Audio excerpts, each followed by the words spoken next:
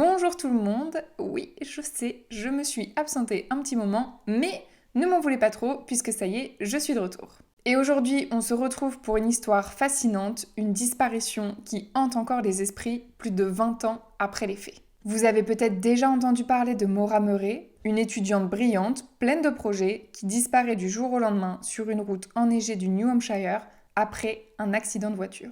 Et depuis, rien. En gros, c'est le genre d'histoire où plus on creuse, plus l'affaire devient étrange. Alors installez-vous bien, puisque vous n'êtes pas prêts pour ce qui arrive.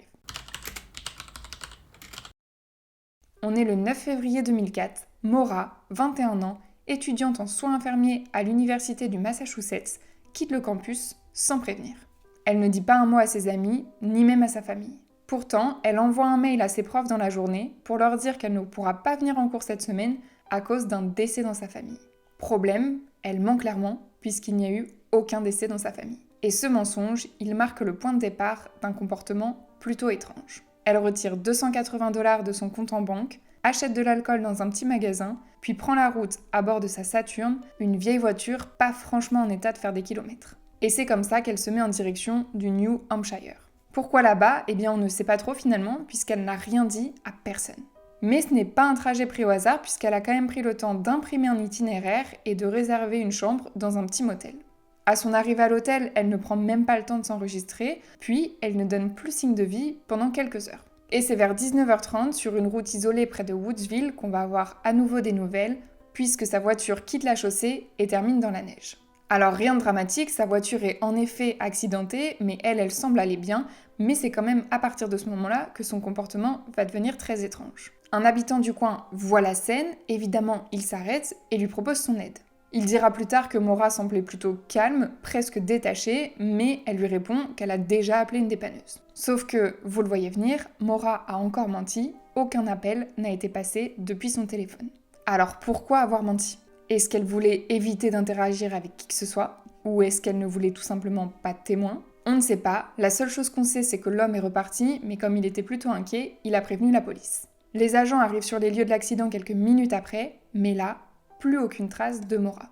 Sa voiture est là, toujours dans le fossé, les airbags sont déployés et il y a même une bouteille d'alcool ouverte posée sur le siège passager. À l'intérieur, plusieurs de ses affaires personnelles sont encore là. On retrouve ses livres, ses vêtements, son ordinateur portable. Par contre, son portefeuille et son téléphone ont disparu. Les agents se retrouvent donc en face d'une voiture dont la conductrice a disparu en pleine nuit, en plein hiver, sans laisser aucune trace, comme si elle s'était évaporée. Pour essayer de comprendre ce qu'il s'est passé ce soir-là, il faut regarder ce qu'il se passait dans sa vie les jours, voire les semaines qui précèdent sa disparition. Maura, sur le papier, c'est une étudiante plutôt modèle. Mais si on creuse un peu, plusieurs éléments montrent qu'elle était plus ou moins en train de perdre pied. Quelques mois plus tôt, elle s'était fait prendre à utiliser une carte de crédit volée pour commander de la nourriture. Alors certes, c'est pas un crime majeur, mais ça suffit pour lui attirer quelques ennuis. Elle risquait quand même des sanctions par son université et peut-être même des poursuites. Et puis, il y a aussi cet appel troublant avec sa sœur Kathleen quelques jours avant sa disparition. On ne sait pas exactement ce qui s'est dit, mais ceux qui ont assisté à l'appel ont décrit une Maura complètement bouleversée et très affectée. Elle semble ailleurs, complètement perturbée, et cette nuit-là d'ailleurs, elle travaille à un poste de surveillance, et vers 1h du matin, elle va éclater en sanglots sans raison apparente. Son supérieur décide de la ramener chez elle, et elle évoque simplement une nouvelle personnelle très difficile. Est-ce que tout ça a un lien avec sa disparition ? On ne peut pas l'affirmer, par contre ça nous donne quand même des indications sur son état d'esprit. Elle était clairement fragile, tendue et peut-être à bout.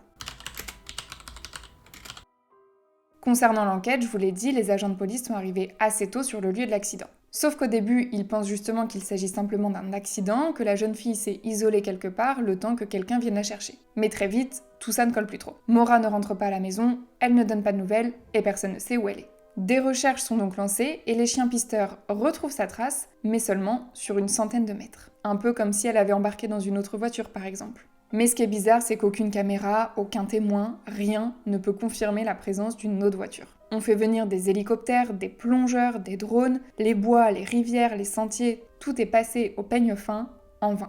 Et c'est là qu'on arrive dans la partie à la fois la plus frustrante et la plus passionnante de cette histoire, les théories. Parce qu'en 20 ans, personne n'a été capable d'expliquer ce qu'il s'est passé ce soir-là, et donc forcément, quand il n'y a pas de réponse claire, les théories se multiplient.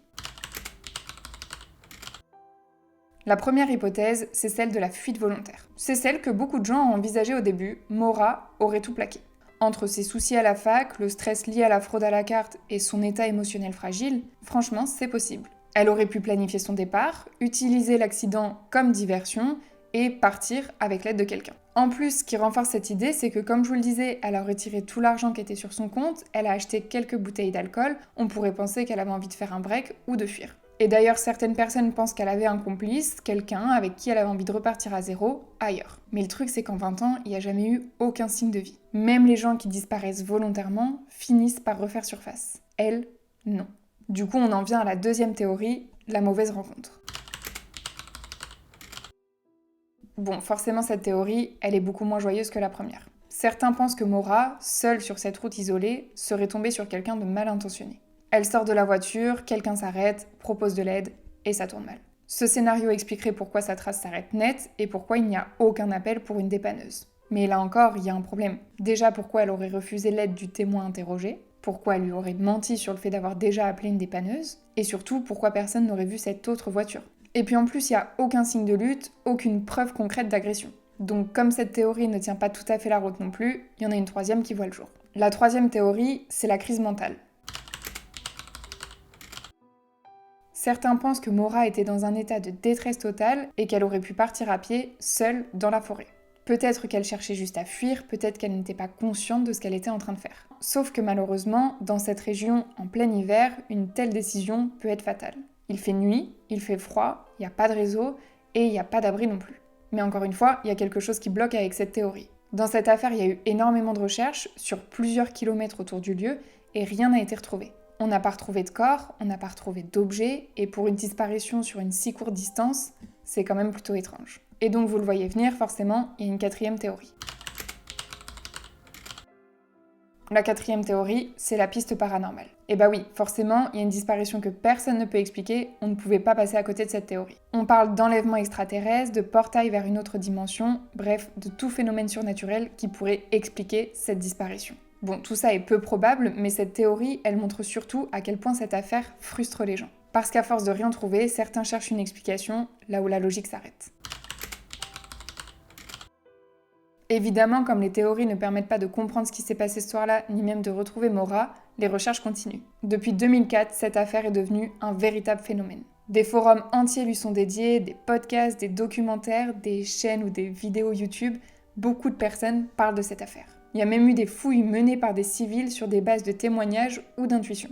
Mais jusqu'à aujourd'hui, aucune piste concrète n'a émergé. En 2021, un morceau de tissu potentiellement humain a été découvert dans des bois proches du lieu de l'accident. Il a été analysé, mais il ne correspondait pas à Maura. Une fausse piste de plus, mais l'enquête reste officiellement ouverte, sans nouvel élément. Et c'est malheureusement ici que s'arrête l'histoire de Maura Murray, une disparition qui n'aurait pas dû, sur le papier, rester un mystère. Et c'est ça qui rend l'histoire aussi obsédante, je pense. Chaque théorie soulève des questions mais n'apporte pas de réponse, et au final, on est toujours là, plus de 20 ans après, à se demander ce qu'il a bien pu se passer ce soir-là.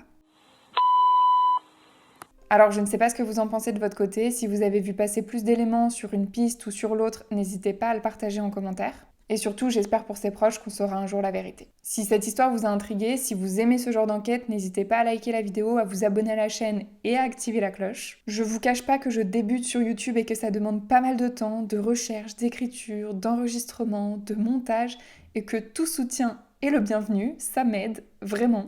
En tout cas, merci beaucoup d'avoir regardé la vidéo jusqu'à la fin, puisque ça aussi c'est un soutien. Prenez soin de vous, et je vous dis à très vite pour la prochaine enquête. Ciao ciao!